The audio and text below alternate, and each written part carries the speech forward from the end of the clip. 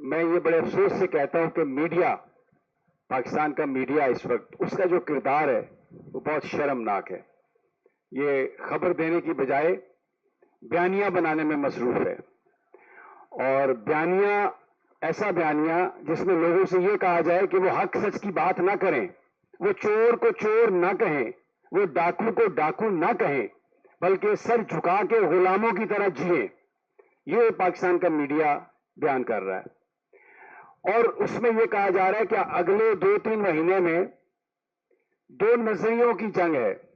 نظریہ صرف ایک ہی ہے، آزادی کا نظریہ، پاکستان میں تبدیلی کا نظریہ، اور وہ 9 فٹ کے سیل میں بند ہے اڈیالہ میں.